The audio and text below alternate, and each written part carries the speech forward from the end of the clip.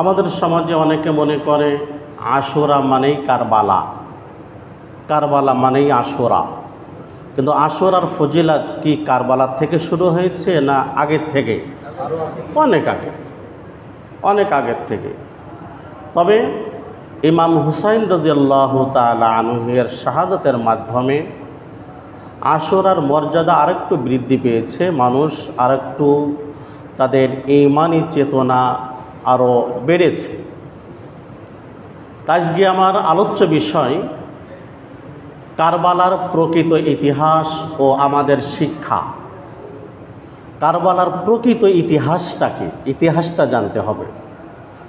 আল্লাহ রসুলের ইন্তেকালের পরে সাহাবায়ে কেরাম ক্রমান্বয়ে খলিফা হলেন।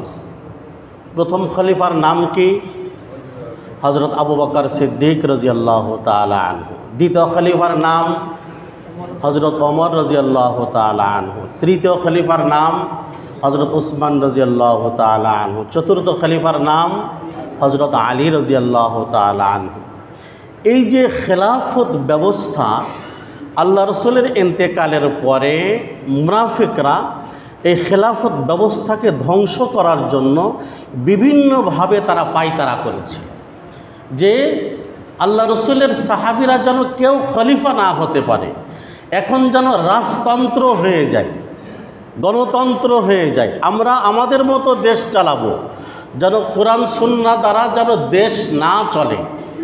সেই জন্য আবু বকর সিদ্দিক রাদিয়াল্লাহু তাআলা আনহু থেকে নিয়ে অদ্যাবধি পৃথিবীতে যেন কোনো খেলাফত কায়েম না হয়, খেলাফত প্রতিষ্ঠা না হয়, কোরআন সুন্নাহর আইন যেন কোনো দেশে জারি না হয়, আমাদের মধ্যে মুসলমানদের মধ্যে একদল মুনাফিক তারা এখনও কাজ চালিয়ে যাচ্ছে। ঠিক না? ঠিক না? ইমাম হুসাইন রাদিয়াল্লাহু তাআলা আনহুকে যারা শহীদ করেছিল, এটা মুনাফিকদের বড় একটা ষড়যন্ত্র ছিল, বড় একটা ষড়যন্ত্র। হযরত আবু বকর রাদিয়াল্লাহু তাআলা আনহু খলিফা হলেন। তার খেলাফতের বয়স ছিল 2 বছর 3 মাস। আবু বকর রাদিয়াল্লাহু তাআলা আনহু এর ইন্তেকালের পরে খলিফা হলেন ওমর রাদিয়াল্লাহু তাআলা আনহু। ওমর রাদিয়াল্লাহু তাআলা আনহুর খেলাফতের কাল ছিল 10 বছর 6 মাস। তারপরে খলিফা হলেন হযরত উসমান রাদিয়াল্লাহু তাআলা আনহু। উসমান রাদিয়াল্লাহু তাআলা আনহুর খেলাফত কাল ছিল 12 বছর। উসমান রাদিয়াল্লাহু তাআলা আনহুকে শহীদ করে দেওয়া হলো। তো শহীদ করেছিল কারা? আব্দুল্লাহ ইবনে সাবার দল। মুনাফিকদের লিডার ছিল তখন খলিফাদের জামানায় আব্দুল্লাহ ইবনে সাবা, নাম কি? এবং এর দলবল। উসমান রাদিয়াল্লাহু তাআলা আনহু কোরআন তেলাওয়াত অবস্থায় তাকে শহীদ করে দেওয়া হয়েছিল। তার বাড়ি ঘেরাও করে রাখা হয়েছিল। এই আব্দুল্লাহ ইবনে সাবার দল উসমান রাদিয়াল্লাহু তাআলা আনহুকে শহীদ করার পরে এবার খলিফা কে হলেন? হযরত আলী রাদিয়াল্লাহু তাআলা আনহু। আলী রাদিয়াল্লাহু তাআলা আনহু খলিফা হওয়ার সাথেই এই আব্দুল্লাহ ইবনে সাবার দল আলীর কাছে বিচার চাইল যে উসমান হত্যার বিচার চাই। আলী রাদিয়াল্লাহু তাআলা আনহু বললেন, হ্যাঁ বিচার হবে, তবে আসামি তো শনাক্ত হতে হবে। বিচার কি এমনি এমনি হয় নাকি? না, আসামি শনাক্ত হতে হয়। আসামি শনাক্ত হতে হবে না? আলী রাদিয়াল্লাহু তাআলা আনহু বললেন, হ্যাঁ আমি খলিফা হয়েছি, আসামি শনাক্ত হোক, তারপরে বিচার হবে, উসমান হত্যার বিচার হবে। বিচার চাই কারা? যারা উসমানকে হত্যা করেছে তারাই বিচার চাই। আজীব এক খেলা। যে মুনাফিকরা উসমান রাদিয়াল্লাহু তাআলা আনহুকে শহীদ করেছে, এই মুনাফিকরাই আলীর কাছে উসমান হত্যার বিচার চাচ্ছে। তার মানে কি জানেন?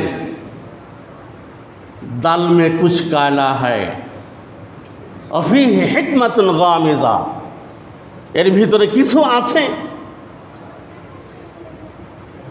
আলী রাদিয়াল্লাহু তাআলা আনহু বিচার করবেন, এখনো আসামি শনাক্ত হয় নাই। এর ভিতরে সিরিয়ার রাজধানী দামেস্ক, এই দামেস্কের গভর্নর তখন মুয়াবিয়া রাদিয়াল্লাহু তাআলা আনহু ছিলেন। দামেস্কের গভর্নর তখন কে ছিলেন? মুয়াবিয়া রাদিয়াল্লাহু তাআলা। বিসমিল্লাহ।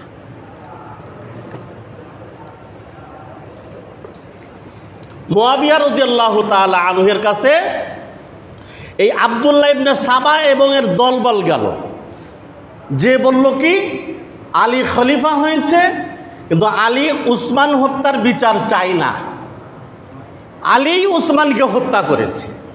দেখছেন মুনাফিকদের কথা, দেখছেন? তবে মুনাফিকদের কথা কিন্তু অনেক মিষ্টি। মুনাফিকরা কিন্তু খুব সাজিয়ে গুছিয়ে কথা বলতে পারে।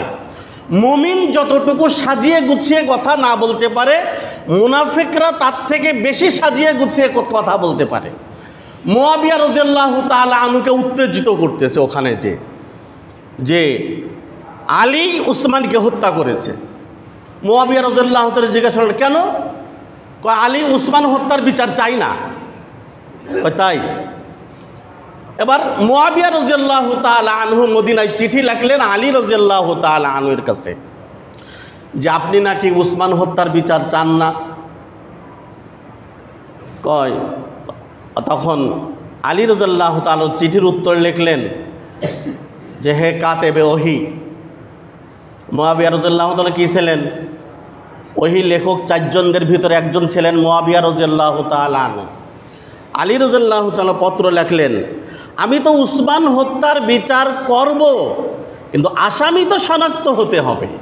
আসামি শনাক্ত না হলে আমি কি করে উসমান হত্যার বিচার করব? এবার বিভিন্নভাবে এই আব্দুল্লাহ ইবনে সাবার দল মুয়াবিয়া রাদিয়াল্লাহু তাআলাকে বলতেছেন কি, যে আমরা আলীকে খলিফা হিসেবে দেখতে চাই না, আমরা আপনাকে খলিফা হিসেবে দেখতে চাই। এবার আব্দুল্লাহ ইবনে সাবার দল সিরিয়ার রাজধানী দামেস্কে ঘোষণা করলো কি, যে আমাদের খলিফা মুয়াবিয়া রাদিয়াল্লাহু তাআলা আনহু। মুয়াবিয়া রাদিয়াল্লাহু ব্যাপার কি, ঘোষণা হয়ে গেল। এবার আলী রাদিয়াল্লাহু তাআলা আনহু দেশ চালাতে চালাতে আলী রাদিয়াল্লাহু তাআলা যখন শহীদ হয়ে গেলেন, এই আলী রাদিয়াল্লাহু তাআলা আনহুকে শহীদ করেছিল আব্দুল্লাহ ইবনে সাবার দল। শহীদ হওয়ার পর এবার হাসান রাদিয়াল্লাহু তাআলা আনহু উনি 6 মাসের জন্য খলিফা হয়েছিলেন। কয় মাসের জন্য? আসলে খোলাফায়ে রাশেদা কয়জন? 4 জন। তা হাসান রাদিয়াল্লাহু তাআলা আনহুকে ধরা হয় না এই জন্য, উনি মাত্র 6 মাসের জন্য খলিফা ছিলেন। 6 মাস উনি খলিফা থাকার পর উনি খেলাফতের দায়িত্ব অর্পণ করলেন মুয়াবিয়া রাদিয়াল্লাহু তাআলা আনহুর কাছে, যে আপনি আমার চেয়ে বেশি যোগ্য, আপনি খলিফা হলে ভালো হয়। মুয়াবিয়া রাদিয়াল্লাহু তাআলা আনহু খলিফা হয়ে গেলেন। খলিফা হওয়ার পর দেশ চলতেছে খুব সুন্দর কায়দায়, খুব সুন্দর সিস্টেমে দেশ চলতেছে। এই দেশ চলতে চলতে মুয়াবিয়া রাদিয়াল্লাহু তাআলা আনহুর যখন অসুস্থ হয়ে পড়লেন, বুঝতে পারতেছেন ইন্তেকাল করবেন, ওই মুহূর্তে মুয়াবিয়া রাদিয়াল্লাহু তাআলা আনহুর কান ভারী করলো মুনাফিকরা, যে আপনি তো যখন তখন ইন্তেকাল করতে পারেন, তবে খলিফা ইয়াজিদ হলে ভালো হয় আপনার পরে। তা মুয়াবিয়া রাদিয়াল্লাহু তাআলা আনহু বললেন, পরামর্শ করি সবার সাথে, কিন্তু মুনাফিকরা কান ভারী করতেছে যে আপনি খলিফা হলে ভালো, ইয়াজিদ খলিফা হলে ভালো হয়। এবার মুয়াবিয়া রাদিয়াল্লাহু তাআলা আনহু বড় বড় সাহাবীদের সাথে পরামর্শ করলেন। তখনও আম্মাজান আয়েশা সিদ্দিকা রাদিয়াল্লাহু তাআলা আনহা বেঁচে আছেন। তারপরে আব্দুল্লাহ ইবনে জুবাইর, আব্দুল্লাহ ইবনে আমর, তারপরে আব্দুর রহমান ইবনে আবু বকর, এরকম বড় বড় সাহাবী তখনও জীবিত আছে। হযরত মুয়াবিয়া রাদিয়াল্লাহু তাআলা আনহু সাহাবায়ে কেরামের সাথে পরামর্শ করলেন যে কি করা যায়, খলিফা কাকে বানানো যায়। তো তখন ইয়াজিদের অবস্থা কী ছিল? ইয়াজিদের রাষ্ট্র পরিচালনা করার তার ক্ষমতা ছিল, তার দক্ষতা ছিল, সে সিস্টেম বুঝতো যে রাষ্ট্র কিভাবে পরিচালনা করতে হয়। কিন্তু অন্য অন্য সাহাবীদের তুলনায় তার তাকওয়া পরহেজগারি কম ছিল। কথা বুঝে আসতেছে? হুসাইন রাদিয়াল্লাহু তাআলা আনহুর তুলনায় ইয়াজিদের তাকওয়া পরহেজগারি অনেক কম ছিল। আব্দুল্লাহ ইবনে জুবাইর রাদিয়াল্লাহু তাআলা আনহুর তুলনায় তার তাকওয়া পরহেজগারি অনেক কম ছিল। এরকম বড় বড় সাহাবীদের তাকওয়া পরহেজগারির তুলনায় এরকম ইয়াজিদের তাকওয়া পরহেজগারি অনেক কম ছিল। মুআবিয়া রাদিয়াল্লাহু তাআলা আনহু একদিন আম্মাজান আয়েশা সিদ্দিকা রাদিয়াল্লাহু তাআলা আনহার সাথে সাক্ষাৎ করলেন পর্দার আড়ালে, যে আম্মাজান, আমি তো যখন তখন ইন্তেকাল করতে পারি, তখন খলিফা কে হলে হয়? আম্মাজান বললেন যে খলিফা ইসলামের যে সিস্টেম আছে এই সিস্টেম অনুযায়ী খলিফা হলে ভালো হয়। অনেকে তো ইয়াজিদের কথা বলছে। তখন আম্মাজান খুব সুন্দর কথা বললেন মুআবিয়া রাদিয়াল্লাহু তাআলা আনহুকে, যে দেখেন, আবু বকর ইন্তেকাল করেছেন কিন্তু তার কোনো ছেলেকে খলিফা বানান নাই। ওমর ইন্তেকাল করেছেন কিন্তু তার কোনো ছেলেকে খলিফা বানান নাই। উসমান ইন্তেকাল করেছেন, তার কোনো ছেলেকে খলিফা বানান নাই। আলী ইন্তেকাল করেছেন, তার কোনো ছেলেকে খলিফা বানান নাই। তা আপনি যদি আপনার ছেলেকে খলিফা বানাই যান, এটা সমালোচনা হবে। তা খলিফা আপনার ছেলে ইয়াজিদকে, তার যতই যোগ্যতা থাক, ইয়াজিদকে খলিফা না বানালে ভালো হয়। তখন মুআবিয়া রাদিয়াল্লাহু তাআলা আনহু চুপ হয়ে গেলেন। কিছু কিছু অভিযোগ আসলো কিছু কিছু সাহাবীদের পক্ষ থেকে যে ইয়াজিদকে খলিফা না বানানো। এবার মুআবিয়া রাদিয়াল্লাহু তাআলা আনহু চুপ হয়ে গেলেন। কার কথা শুনে? আম্মাজান আয়েশা সিদ্দিকা রাদিয়াল্লাহু তাআলা আনহার কথা শুনে। যেন এটা এই মানে পীরের ছেলে পীর হওয়া, প্রধানমন্ত্রীর ছেলে প্রধানমন্ত্রী হওয়া, এই সিস্টেমটা ভালো না। সিস্টেম হবে যার তাকওয়া পরহেজগারি আছে, সাথে সাথে যোগ্যতা আছে, সেই খলিফা হবে। মুআবিয়া রাদিয়াল্লাহু তাআলা আনহু তার ছেলেকে খলিফা বানানোর ব্যাপারে পিছু হটলেন। এবার মুআবিয়া রাদিয়াল্লাহু তাআলা আনহু 60 হিজরিতে ইন্তেকাল করলেন। ইন্তেকাল করার পর অটো খলিফা হয়ে গেল ইয়াজিদ। অটো খলিফা হয়ে গেল ইয়াজিদ। এবার ইয়াজিদ খলিফা হয়ে যাওয়ার পরে তার বিভিন্ন জায়গায় যে গভর্নর ছিল, গভর্নরদের কাছে আদেশ জারি করলো যে আমার হাতে যেন দেশের যারা বড় বড় নেতা খেতা আছে তারা যেন বায়াত গ্রহণ করে। এবার মদিনায় যে গভর্নর ছিল ওলীদ ইবনে উতবা, তাকে চিঠি লিখলো ইয়াজিদ যে মদিনায় আব্দুল্লাহ ইবনে জুবাইর আছে, হুসাইন আছে, আব্দুল্লাহ ইবনে ওমর আছে, তারপরে এরকম আবু বকর ইবনে আব্দুর রহমান আছে, তারা সহ সবাই যেন আমার বায়াত গ্রহণ করে। প্রথমত আব্দুল্লাহ ইবনে জুবাইর, আব্দুল্লাহ ইবনে আব্বাস, আব্দুর রহমান ইবনে আবু বকর, এই বড় বড় সাহাবী, এনারা প্রথমে ইয়াজিদের বায়াত গ্রহণ করতে চান নাই, ইয়াজিদের হাতে বায়াত হতে চান নাই। কিন্তু ইয়াজিদ বারবার চিঠি লিখতেছে আর হুমকি দিচ্ছে কি, যে আমার হাতে যদি বায়াত যদি গ্রহণ না করে তাহলে তাদেরকে কঠিন শাস্তির আওতায় আনা হবে। অন্যান্য সাহাবীরা ইয়াজিদের বায়াত হলো, কিন্তু হুসাইন রাদিয়াল্লাহু তাআলা আনহু বললেন না, আমি ইয়াজিদকে খলিফা হিসেবে মানতে রাজি না, মানতে রাজি না। এবার দেখেন মুনাফিকদের কাজ দেখেন। কুফার যে গভর্নর ছিল তখন নু'মান ইবনে বাশির রাদিয়াল্লাহু তাআলা আনহু, কুফার গভর্নর। আর বসরার গভর্নর ছিল উবাইদুল্লাহ ইবনে জিয়াদ। এবার কুফা থেকে হুসাইন রাদিয়াল্লাহু তাআলা আনহুর কাছে চিঠি আসতেছে, এই মুনাফিকরাই চিঠি লিখতেছে গ্যাঞ্জাম বাঁধানোর জন্য, যে আমরা ইয়াজিদকে খলিফা হিসেবে দেখতে চাই না, আমরা আপনাকে খলিফা হিসেবে দেখতে চাই। আর ইয়াজিদের তো সে যোগ্যতা নাই। হুসাইন রাদিয়াল্লাহু তাআলাকে চিঠি লিখলো কুফা থেকে, লিখতে লিখতে চিঠির সংখ্যা হলো 150টা। এবার হুসাইন রাদিয়াল্লাহু তাআলা আনহু হজের আগ মুহূর্তে মদিনার থেকে মক্কার পথে রওনা দিচ্ছেন, তখন সাহাবায়ে কেরাম বাধা দিয়েছেন। আব্দুল্লাহ ইবনে আব্বাস, আবদুল্লাহ ইবনে জুবাইর, তারপরে আব্দুর রহমান ইবনে আবু বকর, এরকম বড় বড় সাহাবীরা বাধা দিচ্ছেন যে আপনি মক্কায় যাবেন কী জন্য? কয় যাই, এখন হজের মৌসুম। কয় এরপরে কি আপনি আবার কুফা যাবেন নাকি?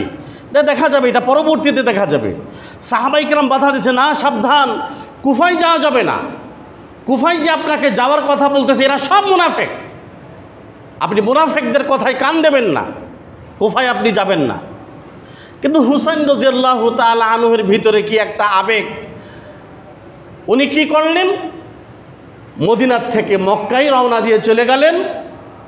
মক্কায় যে এবার হজের পরপরই ওনার মক্কায় যাওয়ার পরেও চিঠি আসছে আরও হুসাইন রাদিয়াল্লাহু তাআলার কাছে। এবার চিঠি আসার পর হুসাইন রাদিয়াল্লাহু তাআলা চিন্তা করলেন, এত চিঠি, তাহলে যাওয়া যাক কুফার দিকে, কেমন হয় দেখি। হুসাইন রাদিয়াল্লাহু তাআলা আনহু তার আপন চাচাতো ভাইকে পাঠালেন যে যাও তুমি একটু কুফার একটু পর্যবেক্ষণ করে আসো, ওখানে কি অবস্থা। উনি কুফায় গেলেন। কুফায় যাওয়ার পর ওনাকে আটকিয়ে ওনাকে সে গভর্নরের বিল্ডিং থেকে ফেলে শহীদ করে দেওয়া হলো।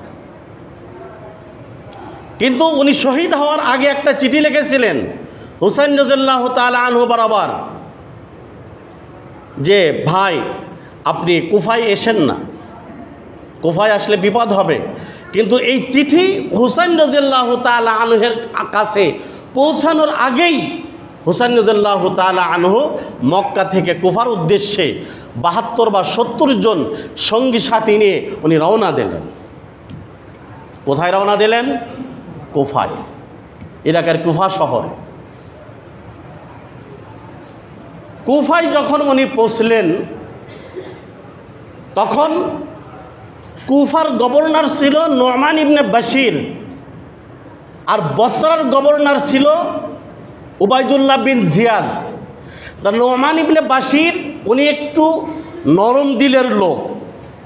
এবার ইয়াজিদ কি করলো এটা টের পেয়ে নোমান ইবনে বাশিরকে সরিয়ে দিয়ে এবার কুফা এবং বসরা দুই শহরের গভর্নর নিযুক্ত করলো উবাইদুল্লাহ বিন জিয়াদকে।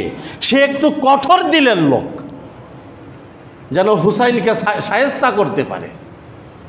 দেখেন না, যেই সমস্ত পুলিশ, দাঙ্গা পুলিশরা বিরোধী দল বা হুজুরদের ভালো মতো ঠ্যাঙ্গাতে পারে না, ওইগুলি কিন্তু ঢাকার বাইরে দিয়ে দেয়। যেগুলি ভালো মতো ঠ্যাঙ্গাতে পারে ওইগুলি ঢাকার ভিতরে রাখে। ঠিক না? ঠিক না? এইটা শিখছে কার কাছ থেকে? ইয়াজিদের কাছ থেকে। এটা ইয়াজিদের কাছ থেকে শেখা। ইয়াজিদ কি করলো? কুফার যে গভর্নর নোমান ইবনে বাশির, সে নরম দিলের লোক, হুসাইনের সাথে আতাত করতে পারে, তাকে সরিয়ে দিয়ে এবার উবাইদুল্লাহ ইবনে জিয়াদ কঠোর দিলের মানুষ, তাকে গভর্নর নিযুক্ত করে দিল। হুসাইন রাদিয়াল্লাহু তাআলা আনহু পৌঁছে গেলেন। পৌঁছে যাওয়ার পর এবার উবাইদুল্লাহ ইবনে জিয়াদ সামনে আসলো। আসার পর যুদ্ধ করবে। তখন হুসাইন রাদিয়াল্লাহু তাআলা আনহু বললেন, ভাই আমি যুদ্ধ করার জন্য আসি নাই, দেখেন আমার সাথে মহিলারা আছে, বাচ্চা আছে। তা আমার নানা আল্লাহ রাসূল সাল্লাল্লাহু আলাইহি সাল্লাম বলেছেন যে যুদ্ধে মহিলা এবং বাচ্চাদের নেওয়া নিষেধ। তা আমি যদি যুদ্ধ করতেই আসব, তা ছোট বাচ্চা এবং মহিলা নিয়ে আসব কেন? আমি আপনাদের সাথে যুদ্ধ করতে আসি নাই, আর আপনারা আমার সাথে যুদ্ধ করেন না। হয় আমাকে মক্কায় যেতে দেন, নয় আমাকে ইয়াজিদের সাথে সাক্ষাৎ করতে দেন, না হয় আমাকে পার্শ্ববর্তী কোনো ইসলামী রাষ্ট্রে আমাকে যেতে দেন। কিন্তু উবাইদুল্লাহ ইবনে জিয়াদ এর সাথে আবার যোগ দিল কে? সিমার। সিমারের সাথে আরেকজন যোগ দিল সিনান। এবার এই সিমার এবার বলতেছে কি উবাইদুল্লাহ ইবনে জিয়াদকে, কয় স্যার শিকারি হাতে পেয়ে ছেড়ে দেওয়া কিন্তু উচিত হবে না। উবাইদুল্লাহ ইবনে জিয়াদ ছেড়ে দিতে চাইছিল হুসাইন রাদিয়াল্লাহু তাআলা আনহুকে। হুসাইন রাদিয়াল্লাহু তাআলা আনহু কয়টা প্রস্তাব দিয়েছিলেন? 3টে। যে আমাকে মক্কায় যেতে দাও, অথবা আমাকে ইয়াজিদের সাথে সাক্ষাৎ করতে দাও, অথবা আমাকে পার্শ্ববর্তী কোনো ইসলামী রাষ্ট্রে যেতে দাও, আমি চলে যাব। উবাইদুল্লাহ ইবনে জিয়াদ প্রথমে রাজি হয়েছিল, কিন্তু সীমার বদমাইশ, এই বদমাইশ বলল কি, স্যার শিকারি হাতে পেয়ে ছেড়ে দেওয়া যাবে না। তো কার নির্দেশ? ইয়াজিদের নির্দেশ। ইয়াজিদ আগের থেকেই নোটিশ জারি করছে, হুসাইন যদি কুফায় আসে তাকে যেন শায়েস্তা করা হয়। ইয়াজিদ খুব ভালো মানুষ ছিল না? কথা বলে না? ইয়াজিদ খুব ভালো মানুষ ছিল? স্বৈরাচার, এই স্বৈরাচার যুগে যুগে জন্ম নিয়েছে। এই পৃথিবীতে এই পর্যন্ত যত যত স্বৈরাচার জন্ম নিয়েছে সব ইয়াজিদের প্রেতাত্মা। ঠিক না? ঠিক না?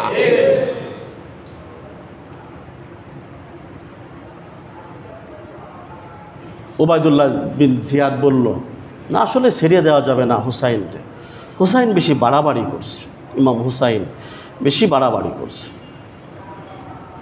এবার কি করলো? ফোরাত নদীর পানি বন্ধ করে দিল, ওখানে তাদেরকে আটকে রাখা হলো। হুসাইন রাদিয়াল্লাহু তাআলা আনহু বারবার তাঁবুর ভিতর থেকে বের হয়ে ঘোষণা করছে, ভাই আমরা যুদ্ধ করতে আসি নাই, আমরা যুদ্ধ করতে আসি নাই, আমরা যুদ্ধ করতে আসি নাই। কিন্তু চোরে শোনে, ধর্মের কাহিনী শোনে চোরে, চোরে শোনে না ধর্মের কাহিনী। কেউ যদি গদির জন্য যদি কুত্তার মতো পাগল হয়ে যায়, ক্ষমতার জন্য যদি কুত্তার মতো পাগল হয়ে যায়, সে লক্ষ লক্ষ মানুষের লাশ মারিয়ে সে ক্ষমতার মসনদে বসতে সে 100 বার রাজি আছে। ক্ষমতার জন্য যদি কুত্তার মতো পাগল হয় মানুষ, ক্ষমতা কি না করে মানুষকে। আল্লাহ রাসূল বলেন, হুব্বুকা শাই ইউমি ওয়া ইউসিম্মু, তোমার কোনো জিনিসের মহাব্বত তোমাকে অন্ধ করে দেয় এবং পাগল করে দেয়। তো সব থেকে পৃথিবীর ভিতরে বলেন দেখে, সব থেকে কিসের মহাব্বত বেশি? ক্ষমতা। ক্ষমতা কিসের? বলে না? ক্ষমতা। যে যতটুকু ক্ষমতা পায় সে তার থেকে বেশি ক্ষমতা প্রয়োগ করার চেষ্টা করে। ঠিক না? ঠিক না? হুসাইন রাদিয়াল্লাহু তাআলা আনহু বারবার এলান দিচ্ছে, ভাই আমি যুদ্ধ করতে আসি নাই, আমার সাথে যুদ্ধ করো না। তারপরও ইয়াজিদের নির্দেশে উবাইদুল্লাহ ইবনে জিয়াদ এ ছিল হারুন আঙ্কেলের মতোই, একই রকমের। হারুন আঙ্কেলের ভাতের রোডের নিয়ে কঠিনভাবে সাইজ করা হতো না, ওই উবাইদুল্লাহ ইবনে জিয়াদ একই কোয়ালিটির ছিল, এইগুলি একই কোয়ালিটির। উবাইদুল্লাহ ইবনে জিয়াদ বলল, না ছেড়ে দেওয়া যাবে না, মোটেও ছাড় হবে না। রসুলের নাতিটা কি হয়েছে, মোটেও ছাড় হবে না। ছোট ছোট বাচ্চা সহ, নারী সহ 72 জনকে ওখানে তছনছ করে ফেলা হলো। তারপরে হযরত হুসাইন রাদিয়াল্লাহু তাআলা আনহুকে সর্বশেষ তাকে আঘাত করা হলো। তীরের আঘাত 33টি লেগেছিল, আর তরবারির আঘাত 43টি লেগেছিল। হুসাইন রাদিয়াল্লাহু তাআলা আনহুর দেহ থেকে মাথা ছিন্ন করে এই মাথা নিয়ে যাওয়া হলো। ইয়াজিদের ইচ্ছা ছিল হুসাইন রাদিয়াল্লাহু তাআলা আনহুর মাথার খুলিতে সে মদ পান করবে। নাউজুবিল্লাহ। হুসাইন রাদিয়াল্লাহু তাআলা আনহু কে বলতে পারেন? আল্লাহ রসুল বলেন, তিরমিজি শরীফের হাদিস, হে আল্লাহ, হুসাইন আমার দেহের একটা অংশ, যে হুসাইনকে ভালোবাসবে সে যেন আমি মুহাম্মদকে ভালোবাসব। তিরমিজি শরীফের হাদিস। আমাদের ভিতরে হুসাইনের মহাব্বত আছে না নাই? ইয়াজিদের প্রতি ঘৃণা আছে না নাই? ইয়াজিদের যত প্রেতাত্মা আছে তাদের প্রতি ঘৃণা আছে না নাই?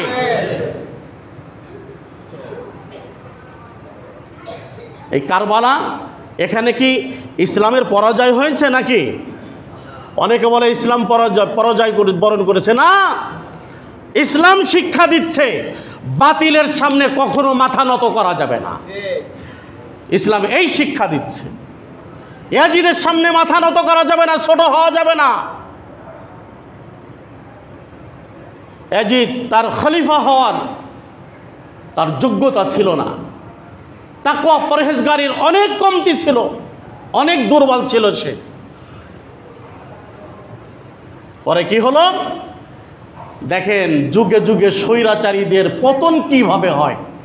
এই ইয়াজিদ এবং ইয়াজিদের সাথে যারা ছিল এরা কিরকম মরছে জানেন?